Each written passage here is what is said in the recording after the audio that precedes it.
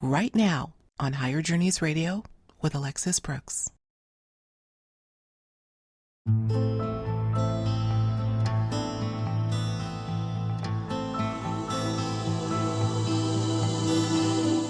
Those that we call experiencers of ET contact come from all walks of life. But one thing they all seem to have in common, and that's a sense of urgency. An urgency to do something. Messages that have been received by the experiencers themselves, no matter how they're conveyed, are pushing for some sort of movement to get underway. But what is this urgency all about, and why now? Co-authors of the book, Chosen, From the Alien Hybrid Program to the Fate of the Planet, Yvonne Smith and James Lough, also felt a sense of urgency in getting this book out to the masses. Yvonne, a well-respected UFO researcher, hypnotherapist, and founder of the experiencer support group CERO, along with Jim, a practicing attorney and lifelong experiencer, are committed to bringing the messages of contact to the public. They, along with a multitude of other contactees, are convinced that something big is on the horizon. And in order to withstand whatever lies ahead, we must understand and accept the reality of this important and ever-present phenomenon.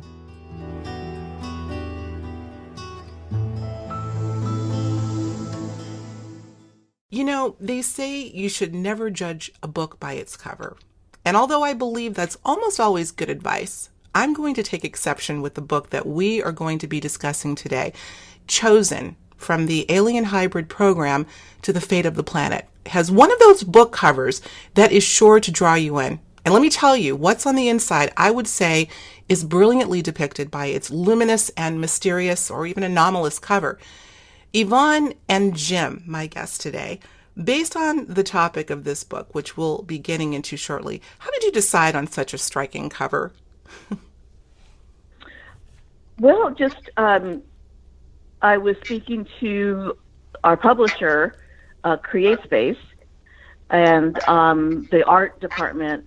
I mean, they're great. They did my other book, Coronado, and they did a great job on that cover. So, you know, I was just basically telling Jim, and I would tell him what the book is about and what we're trying to convey to the readers. And really, we want to, we don't want to just preach to the choir, but, you know, capture the mainstream audience about this phenomenon. And I think they did a great job. Mm-hmm. You know, they're very talented. So they are. And I agreed on the cover, and we've had so many comments, positive comments about it. So that's, you know, you have to sometimes step out of your comfort zone mm-hmm. to convey a message.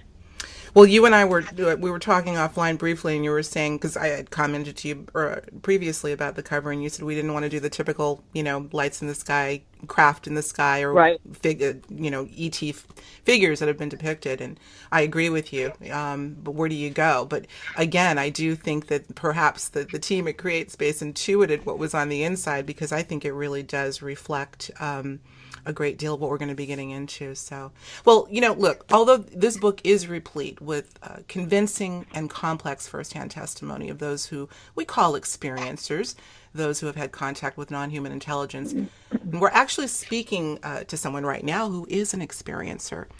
It didn't take me long to figure out what your message, both of you, was meant to convey. And that's one word: urgency.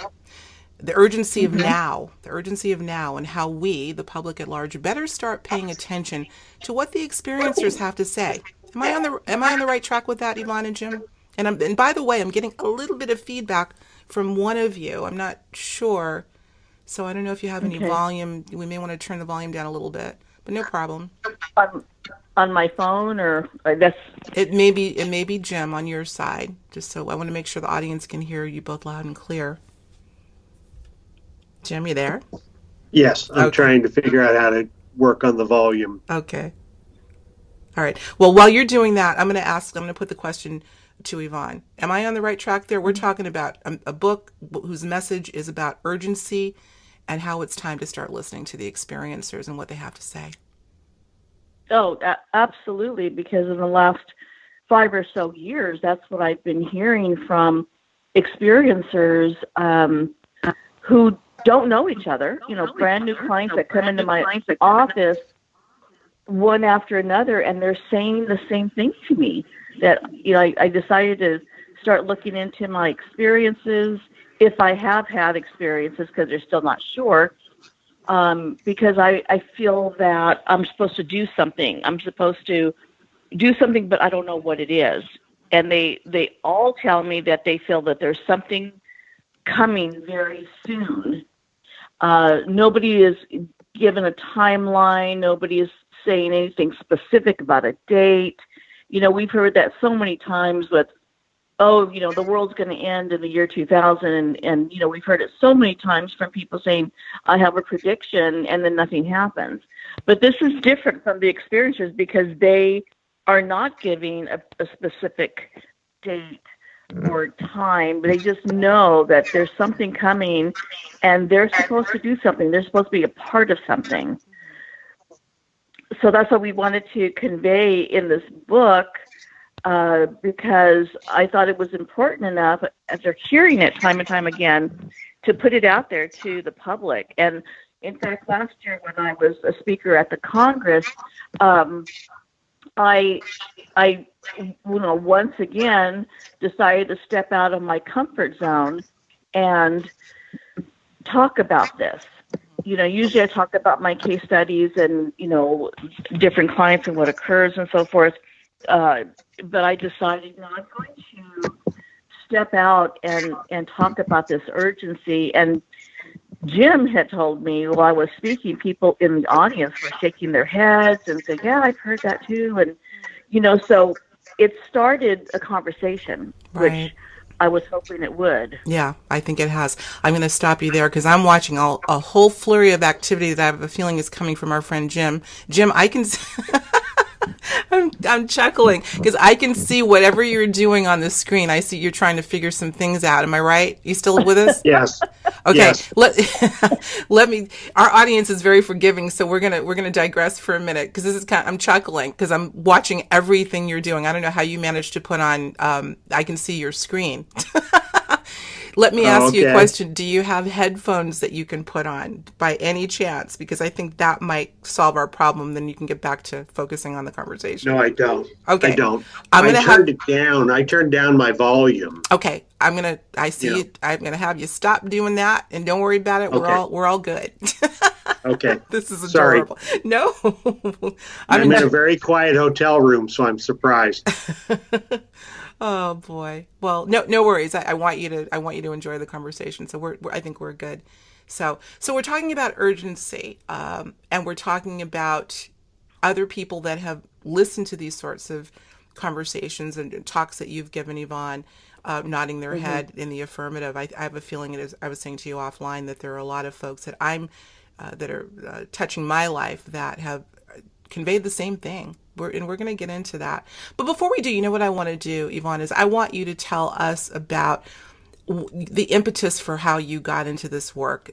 As a licensed hypnotherapist, you discovered by working with many sufferers of PTSD, you realized that some of these individuals' trauma was attributed to their UFO encounters. Tell us about how this whole thing started for you.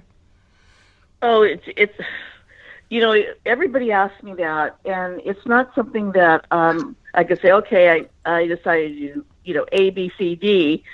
I started way back, late 80s. My mother knew about Bud Hopkins. And my mom was, my parents were very open-minded, and I was very fortunate to grow up, being able to talk to my parents about things like ghosts and spirits and all this. And we'd get into a fun conversation, but she wanted me to go with her to see Bud Hopkins lecture. And at that time was the Whole Life Expo. They were having it in Pasadena, which was right next door to where we lived. So we went, and I didn't know what his lecture was about. So as I sat there and I'm watching what he had on the screen, he was showing the slide presentation, and I thought, oh my God, did people really, go through this? And then I began looking into, because he was talking about hypnosis and regression, and I always thought, hypnosis is interesting, but I'd only had the experience of, seeing stage hypnosis, so I never took it seriously until I watched Bud's lecture, and I started reading about it, and I decided I'm going to go to hypnotherapy college. And my goal really originally was to work with cancer patients, because my uncle had died very recently back then, in his 40s of cancer. And I was with him every day in the hospital. And I thought, gee, as a hypnotherapist, I think I could help cancer patients. And one thing about me, I don't obsess about anything. I usually get bored before I obsess about anything.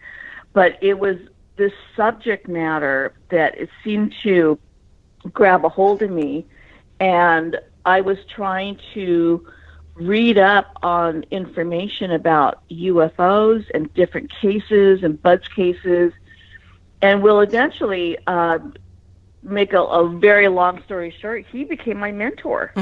I sat in on a few sessions with him, and when I started my practice, I had Bud, I had John Mack, right. I had David Jacobs to bounce things off of, because I thought, I need to know if I'm on the right track here. But what I was amazed when you brought up the PTSD, that PTSD symptoms are all the same, whether you have suffered a terrible accident, have been raped, have been sexually abused, which I've worked with many people that this happened to, or alien abduction. It's the symptoms are all the same. It's a trauma that people go through. Right. So that for me, and still is as a hypnotherapist, is my first goal is to get a person back on track with their lives. We have to, even though I feel, and we discussed before, that what we're doing is real life. Out there in the mainstream world, to me, it's an illusion, and people are living in their boxes.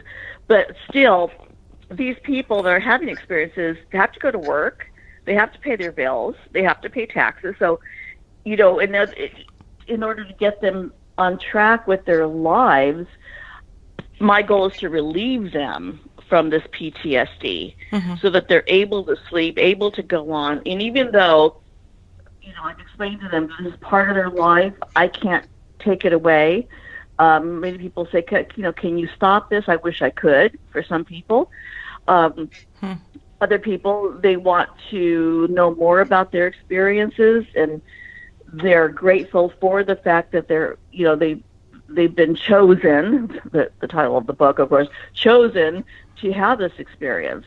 But for me, it's the healing of someone so they're able to live a healthy life. And number two is the research. And I'm going on this year, I've been doing this now for 26 years.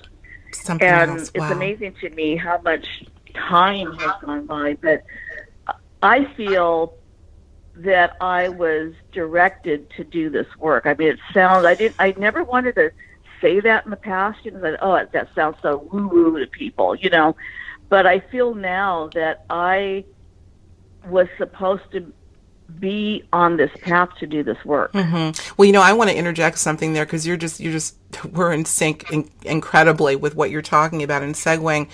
I want to talk about your mom. I had planned on bringing your mom up, because you do mention in the book that she was very interested in these sorts of subjects long before you actually got into this work. Now, I've spoken with our mutual friend and colleague, Mary Rodwell, about the intergenerational components of contact, and also how, even on a subconscious level, of our very interest in the subject, no matter when it appears, may be indicative of contact.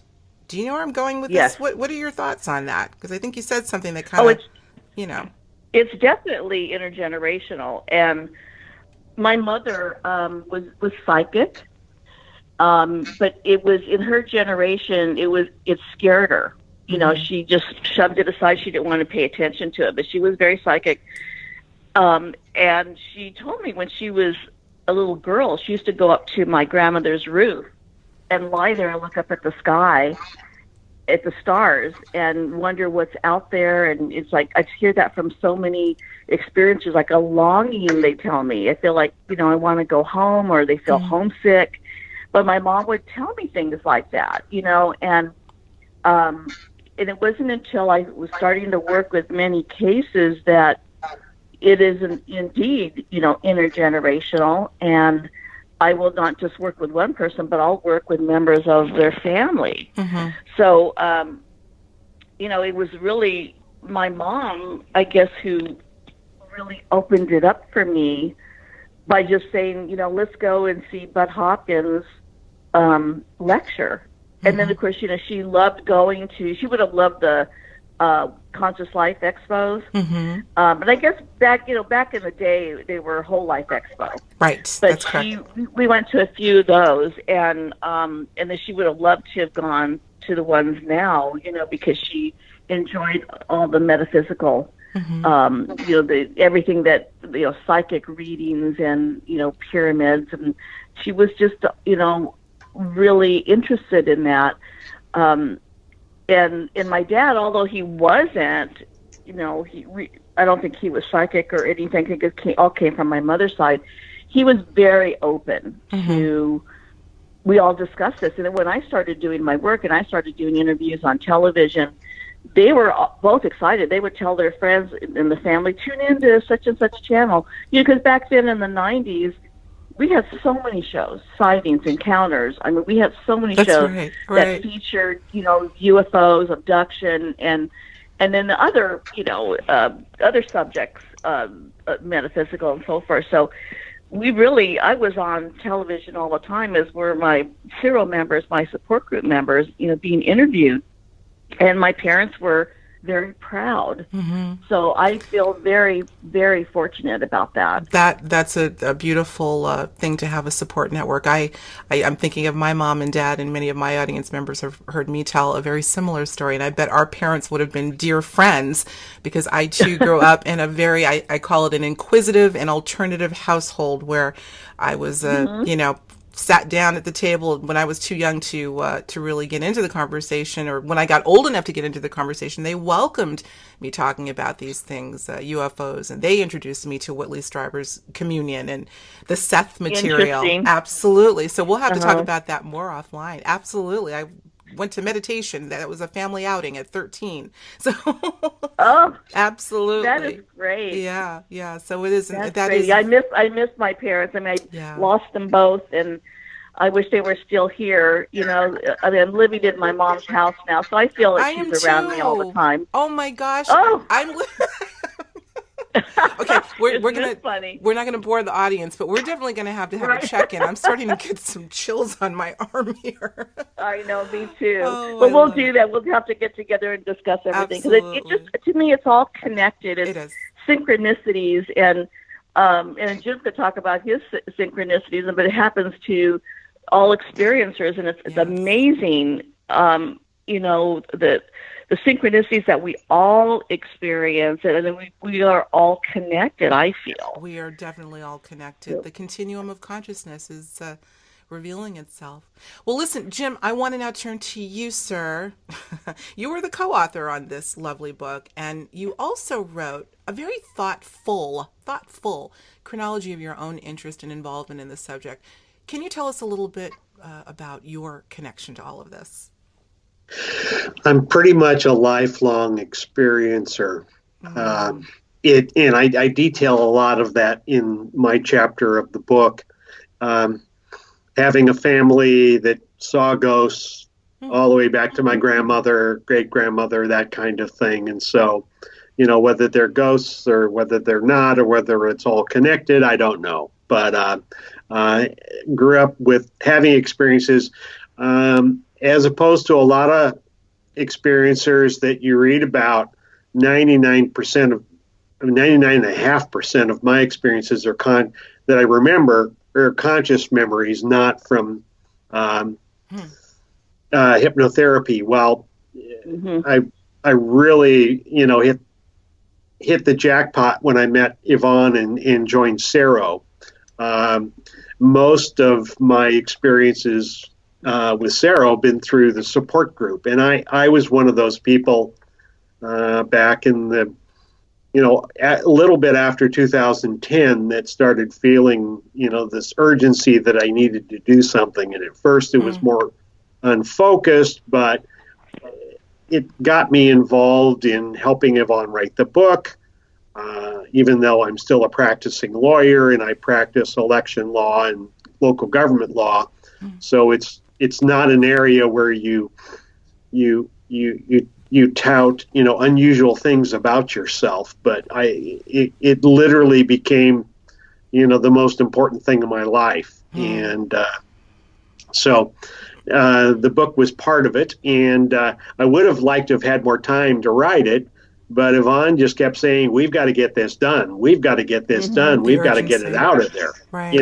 I felt that urgency to get it done, definitely. Yeah. Well, and so there was the urgency I felt inside of myself, and then there was the legal writer who everything has to be absolutely perfect down to, 7,000 footnotes. And I guess that writing is not meant for this kind of book, but it all worked out in the long run, and even down to the cover, right? Which sure did. The cover to me shows of this experience. These experiences many times happen to you when you're most vulnerable, and I think that cover captures that. I would agree with you. I actually, literally, I'm looking at it right now, and we'll make sure that we have an image on the screen for people to see. Really stared at it yesterday and trying to draw a word picture as to, how this is married so well to what's inside of the book and what's inside of the individuals having the experiences. And what I get is, I see this as a human hand with a very sort of thin veil between them and everything else and the occupants of that everything else. But it's clear. There's a clearness there, which means that it can be penetrated and it can be connected.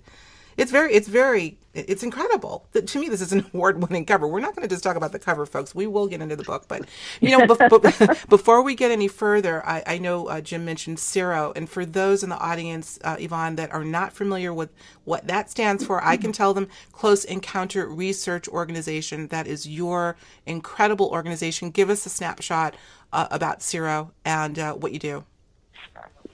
Well, as I mentioned, I've been doing this now. My 26th anniversary is this month. Congratulations. And thank you. And CERO, my support group, is now in its 25th year.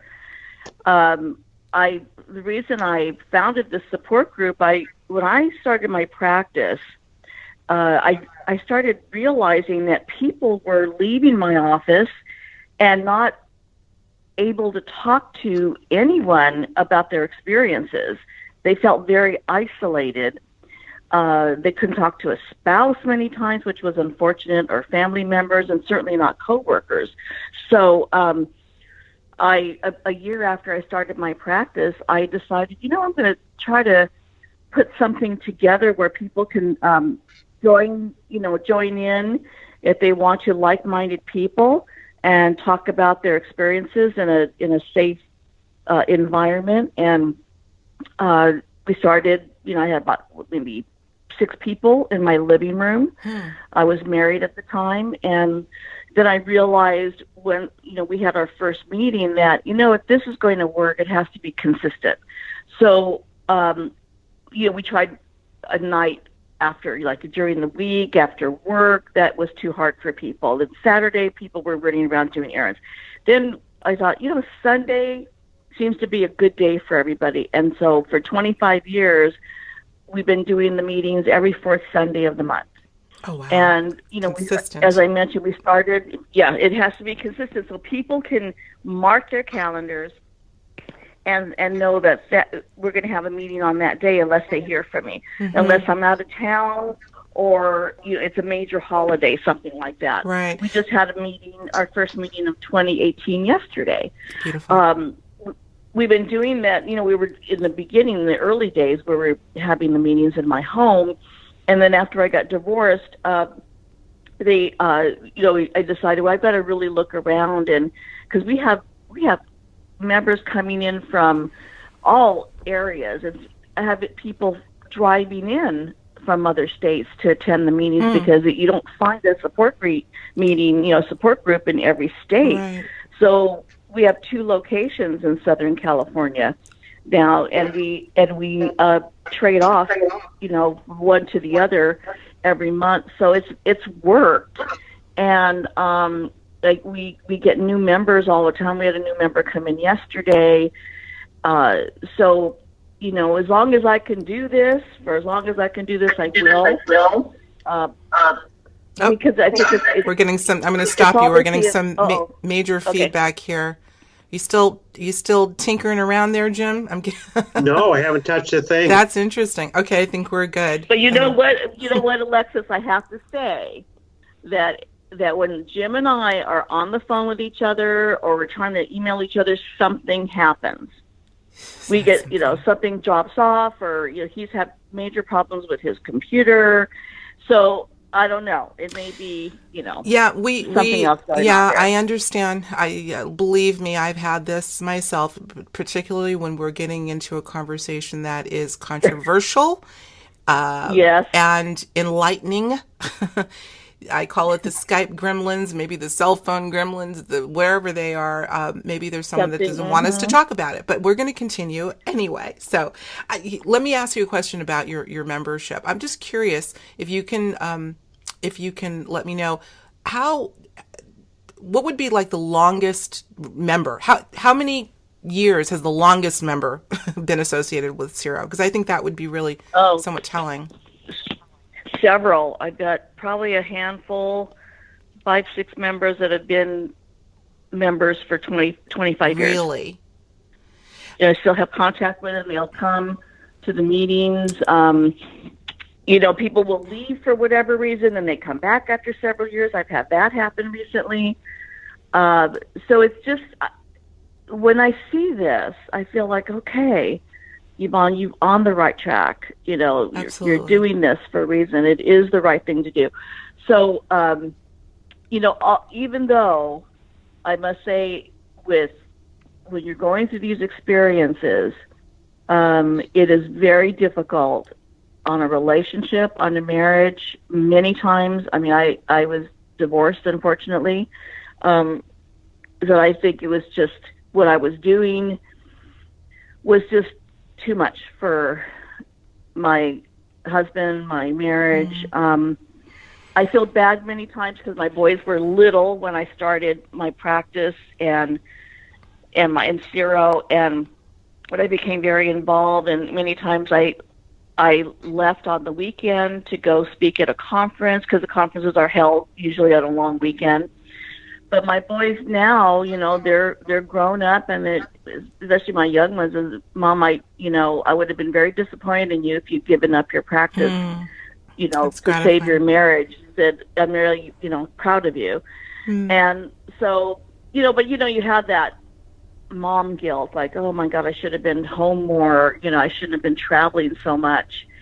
But my boys have grown up. They're wonderful adults. And I never had problems with them. And so I guess it's, the universe or the powers that be paved the way for me. Absolutely. I guess is how I should look at it. This isn't something, I say this of people like yourself and those particularly in the caregiving, any aspect of it, medical field and nurses in particular. You don't wake up and say, oh, I think I'll do this. This is a calling. There's no question about it. And, your answer about several of your members have been coming for over 2 decades, to me is very telling, because what that says is that whatever is happening has happened and maybe is continuing to so many individuals is so powerful that it's not, you can't look at it in a vacuum.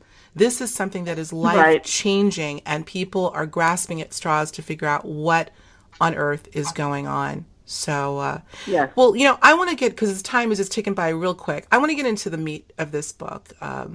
Again, the book is filled with explicit testimony of experiencers. But inclusive of that is a whole section dedicated to the hybrid program. And how many of these individuals believe that they have parented hybrid babies? So let's talk about that. Just how prevalent is this phenomenon, the hybrid program? Either or both of you, I'd like to hear from. Jim, you want to go or? No, you go ahead. You've got more experience. Excuse me. Broader experience. I feel that everyone who has been touched by this experience have had ova taken, sperm taken. They've been shown babies, children, different ages, when they're subsequently abducted again. I feel now over the years, as many years as I've been doing this, that this is very central to the alien agenda. Mm-hmm. I'm always asked, well, why are they producing hybrids? I wish I had that answer. That's the $1 million question. I don't feel it's anything cynical, anything negative in a way where, it's going to be invasion of the body snatchers type thing. They're going to take us over. Maybe that's wishful thinking on my part, but I don't feel it's evil in any way. I just wish, and I ask them all the time, tell me what you're doing so I could help these people further. You're speaking you're speaking to the quote unquote ETs, or what I call NHIs, non-human intelligence. Really? So you have posed that question directly to that faction? I have, because experiencers have, when they talk to these beings, they sometimes will get an answer or an indication that they're around. So, and they are fully aware of my work. And so I'll every once in a while, I'll ask, especially if I have really difficult cases where, some of these sessions become very intense. And it's just, I use a lot of my energy to get people through these sessions. And sometimes it just, oh my gosh, by the end of the day, I can't even think anymore. But at the same time, it energizes me when I see that there's improvement, and I see that people are able to move on. But I asked them, give me some information. Tell me what you're doing. We need some answers, but I'm still waiting. I haven't received anything yet, but I wonder why. People do ask. People will ask. Sure. For, give me a conscious. I want to be conscious when you come and get me next time. But I always tell people, be careful what you ask for. Right. Because right. There's a reason why they do paralyze people and why they do, try to erase some of their memory. Mm-hmm. Because I have a client who I have had her for many years, and she asked for conscious. And when it happened, when she was conscious, when the next abduction happened, she said, "Oh my God!" Mm. She said, "I couldn't believe how terrified I was because I thought I was ready." So that's why I tell people, just be careful. Right. Make sure you're ready. There seems to be this elusiveness that just permeates this whole story. I know in the book you talk about, we're going to get into, again, getting back to this idea of urgency on the part of experiencers to get on with whatever it is they believe they're to do. But along with that, there's this nebulousness about what it is they're to do. And I know that you referenced in the book several times that what they would get back is, when it's time for you to know, you'll know. Yep. This secrecy, we talk about government secrecy, but this is an even bigger secrecy. This elusiveness is what I'd call it. I just don't know where, well, I suppose depending on how you look at the whole phenomenon being something that's benevolent or not, perhaps on the positive side, it's a protection mechanism. When they feel we individually or en masse are ready, we will have more revelation. So it's very interesting. Well, Look, some of this testimony in the book is clearly disturbing because you took actual word for word accounts and put it in this book, and it put it in the book and chosen. And at times you really feel the pain and fear that some of these individuals have gone through. How does this affect, or even the process of getting this down on paper, how did that affect each of you, hearing all of this? Jim, you want to go? Well, for me, I actually had an experience where I was awoken. I went to bed early and got up, or was just going to bed, and two military jets were flying over my house at about 1,000 feet with afterburners on.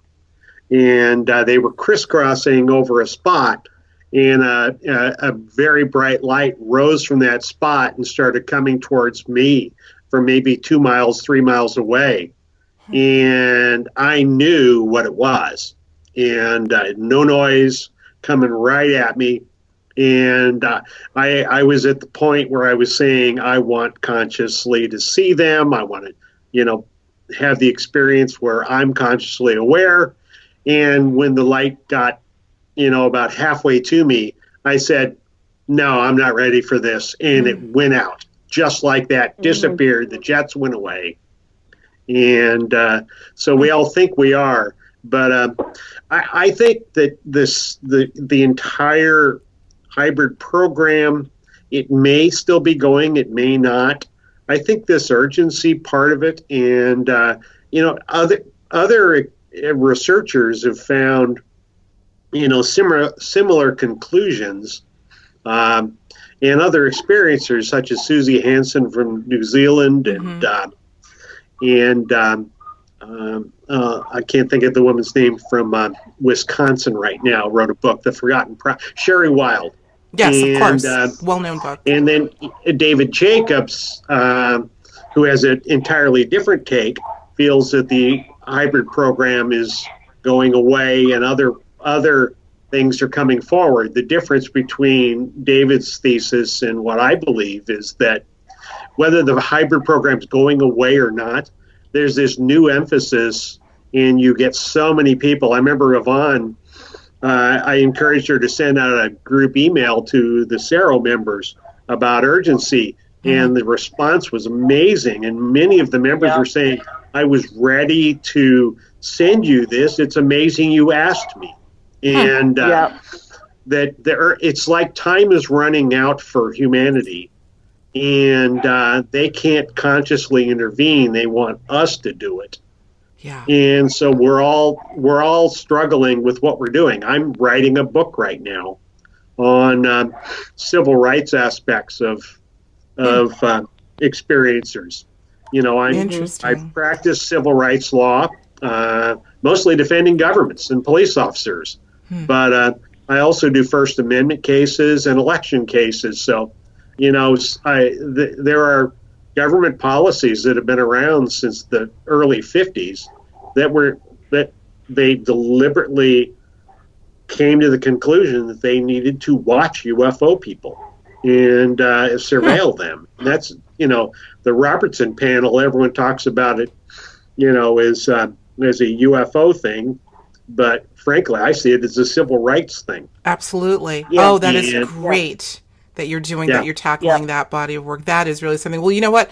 I'm going to jump right now because I think the timing is perfect to bring in, speaking of government, secrecy and UFOs. We all know now about the article that was released late last year, December 16th, to be exact, by the New York Times, and then other publications and news outlets followed suit. This is, in some camps, big news, and others are kind of, we'll see. But I want to get both of you your weigh-ins on the significance of this, and perhaps most importantly, juxtaposing this announcement, if you will, along with the experiencer ground-up sort of disclosure that many of us agree is the most significant. What are your thoughts on the coming together of all of this? And, is this a shot in the dark, or are we looking at moving into a new paradigm, you think, with all that's going on? Oh, can I go ahead, Jim, or do you want to go? You go first. I'd like please. to hear from both of you. Go ahead, Yvonne. Okay. I knew that this was going to come up during our interview, and so I took advantage of asking the group yesterday, what they thought about, this article that came out with about Harry Reid and the Pentagon and so forth. And most of them were, a couple of people that said it's very controlled information, that the government wants to control the information that comes forward with this subject matter. Others had said, it's for the masses. It's for, in other words, people that are still in kindergarten that had no knowledge of UFOs, that never look up in the sky, don't think about it, and they're spilling out this information little by little. None of them have felt that it was, this is a sign of disclosure. I feel the same way. It was like the UFO field started buzzing about it. And to me, it's like, relax, everybody. This doesn't mean full disclosure. I feel in working so intimately with experiencers and putting out our book, about the urgency, that disclosure is going to come through the experiencers. With people coming forward like Jim and other people. I've worked with doctors and, many prominent people that the general public would be shocked if they thought, oh my God, my neurosurgeon is an abductee, that type of thing.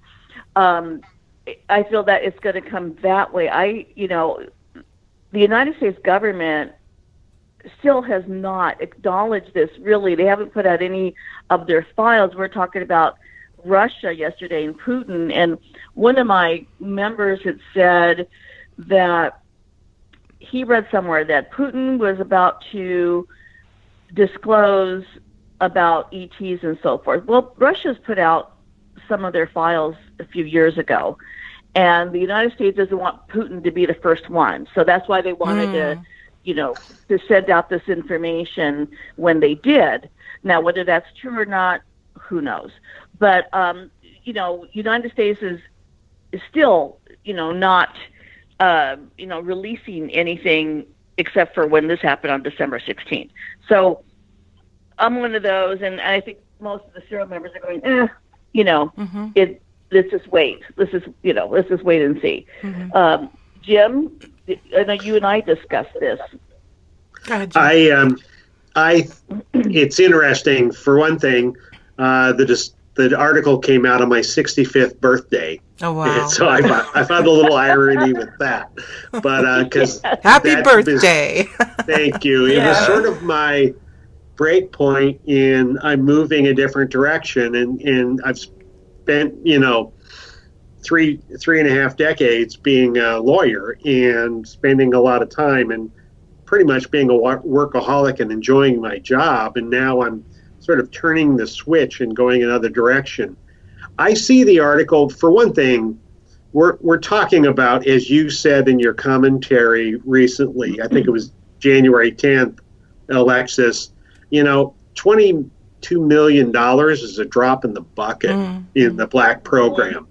And so it was the head of that black program that came forward, and then a senator from Nevada, a very important former senator, comes out and agrees with it in some of the subsequent articles that, Congress needs to do something.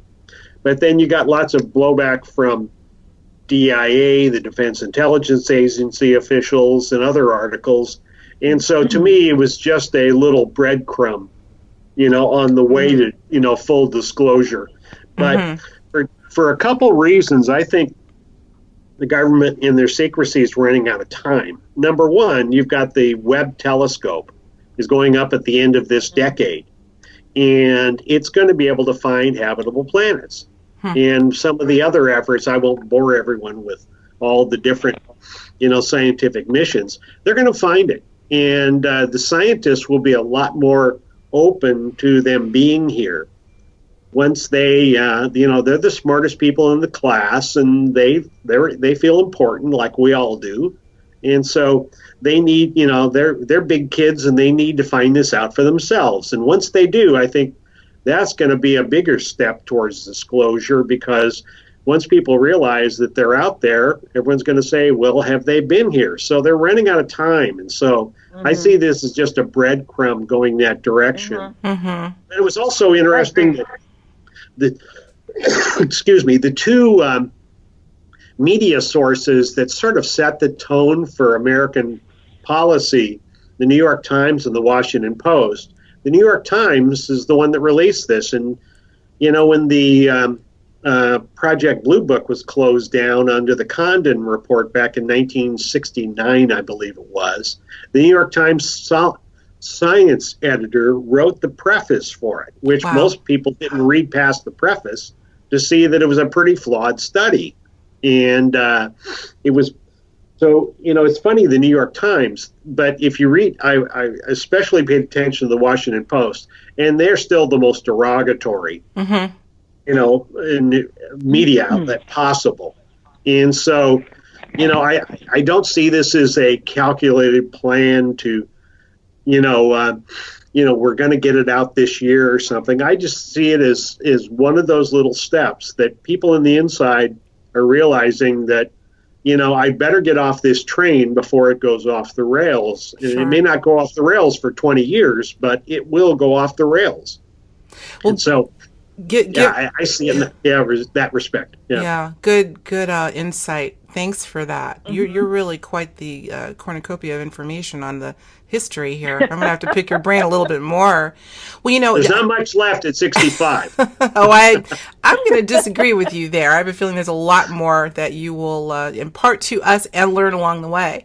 But, you said a lot there. And I think everyone, particularly in the ufology community, are grasping at straws, trying to figure out what the true impetus for this was. I'm one of them. And one of the things I've sort of put out there as a question mark is, when you see certain things happening on what I call the exoteric or surface level, we look at, cause and effect, as the natural course. And yet I've always had this sense that perhaps there is another impetus that we cannot see or quantify from an esoteric perspective that may be driving these things, unbeknownst to those that are so calculated in putting information out for whatever reason.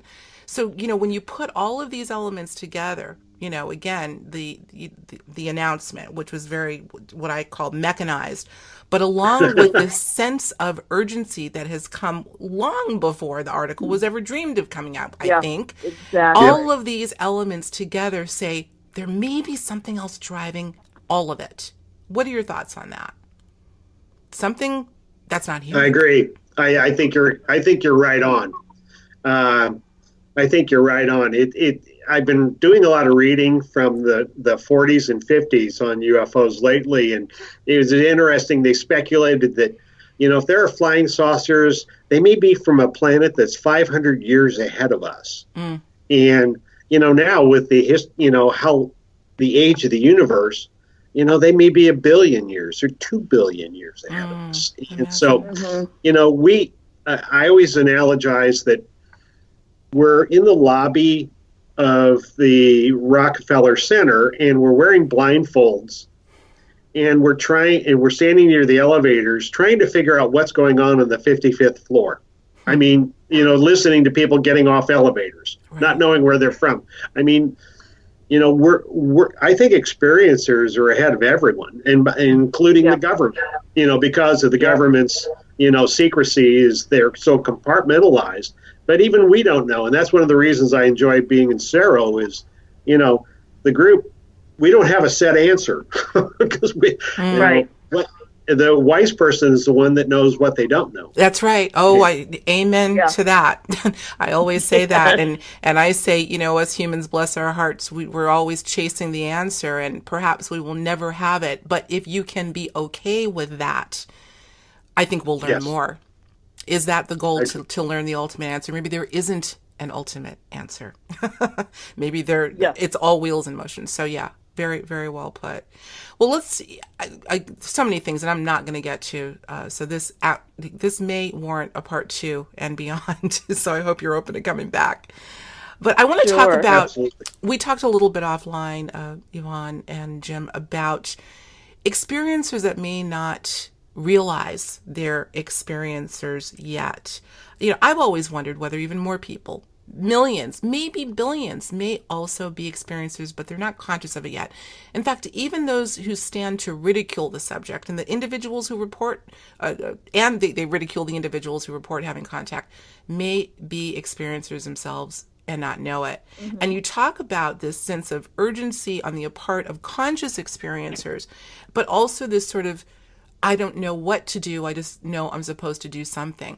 Well, maybe this could be one of the important things that conscious experiencers can contribute to society at large, and that's to help rouse awareness of those who are what I call unconscious experiencers. What are your thoughts? I think you're right. I know. I mean, this is in the millions. I mean, this is more widespread than people realize. And I feel that the people that ridicule or they get angry just hearing about the subject, I feel that, that anger is indicative of something. I mean, they're trying not to acknowledge something that they may know unconsciously or subconsciously.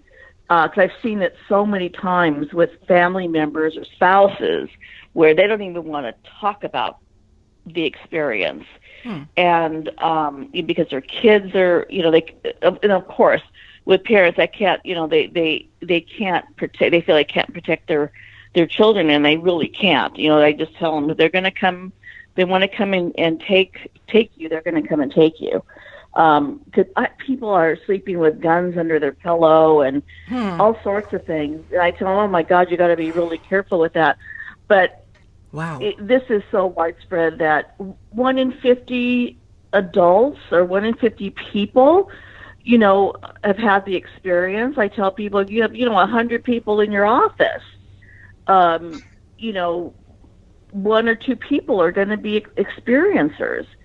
And that's pretty widespread, and this is all over the world. of course. So I think there are people, many people, who knows how many, that are not consciously aware that they have had the experience. I think many of them have a hint of something strange, especially since childhood, and they're not acknowledging it yet, or they're not ready to.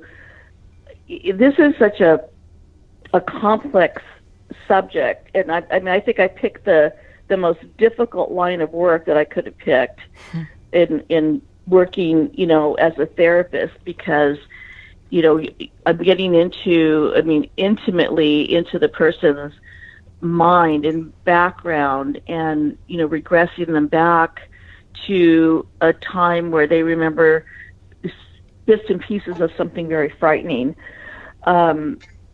So a lot of trust has to be there, and the person has to be skilled in when doing a regression, because it is so sensitive. So I think you're right in the experiencers opening up, like people like Jim are coming forward saying, okay, I'm done with my legal career, my medical career.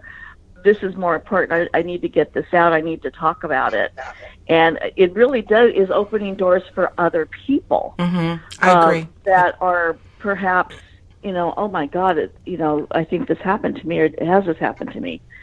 What I find interesting is people who have put this on the back burner for so many years, they will come to me because now their children are starting to say some strange things. And usually children around the ages of 4 and 5 will start saying things like, something came into my room, or I saw the little doctors in my room, or something that the person, the parent is going, oh my God, sounds like when I was growing up, and they have to deal with their own experiences in order to help their children. I've had Exactly. that so many times. Wow. That's fascinating. Really, you're doing some important work. And Jim, again, I want to thank you for your courage in coming forward, and you're so necessary. I want everyone to know, again, we have got to get over this idea of I'm ashamed as a professional to admit something that's out of the status quo or out of the ordinary. That Right. is perhaps one of the reasons why they, the proverbial they, whomever they are, the non-human intelligence, don't want to give us more. We have got to get ourselves to that point. And so the work that you both are doing are integral to that. Grant Cameron, my friend, I call him my friend. I only interviewed him once, but I just love Grant. Love talking to him. Cameron. Oh, he's great. Amazing. We have a great respect for him. Absolutely. Yes. He wrote the foreword to your book, and he said, quote, "Readers should digest every word of this book as it contains key clues in the answer to the UFO mystery." And that's a very strong endorsement for those looking for those clues. And from where I sit, I think there's clearly a growing number of people from all walks of life that are now interested in this subject. Would you agree? And particularly, Yvonne, with CERO, you're able to really sort of monitor the ebbs and flows of the membership. Have you seen what you would call an exponential rise in membership interest, both? What do you think? Oh, sure. Oh, Okay. absolutely. It is, and we have people from all walks of life. I mean, my new member he's in the PhD program at UCLA. We have people that own their own businesses and in law work and medical. I mean, the medical field, just from all walks of life. And like I said, that's what people like this, those people that are going to be coming forward, like people like Jim. I mean, that's what's going to open it up more and more. And I think Jim's right that the time for the secrecy is getting shorter and shorter. I think that's maybe what the experiencers are feeling, that something is. They keep telling me something's going to happen, something's coming down the line, and I feel like that too, because I felt like that. And Jim reminded me how I was pressing. We got to get this book done. I felt like it needed to be out. People needed to read about this. Yeah. Well, I'm hoping that everyone listening to the show will take advantage of this great discussion, get this great book, and let it rouse perhaps some awareness, some memory in you, if it does in fact exist. Tell everyone where they can pick up a copy of the book. On Amazon. Okay. It's available on Amazon, and Jim and I are going to be at the International UFO Conference. Oh, great. Scottsdale. Excellent. You both will be there. Excellent. We'll both be there. We have a book table. I will not be a lecturer this year, but last year I'm proud to say that I was the recipient of the Lifetime Achievement Award. Oh, fantastic! And I'm very proud of that, because I've been coming to the Congress for a very long time.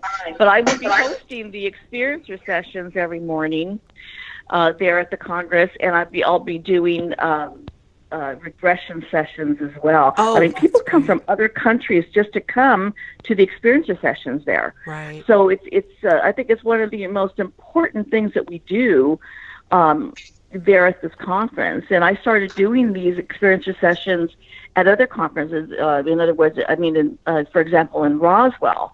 I'm coming up on my third year doing the experiencer sessions, but I've been lecturing in Roswell since the 50th anniversary. Wow. So it's good. So I hope your listeners are going to be able to join us there at the conference in Scottsdale. We will make sure to have a link. I'm sure many in our audience are familiar with the landmark UFO Congress in Arizona. And I myself will be jetting out to LA to attend the conference, the Conscious Life Expo, where I typically cover. And so unfortunately I won't be able to make it, but I think I'm going to have that on my calendar for next year for sure.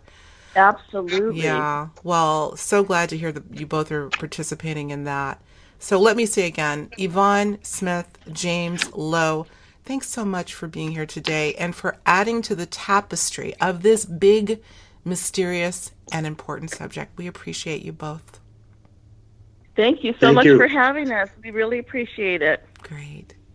You have good programs. Thank you.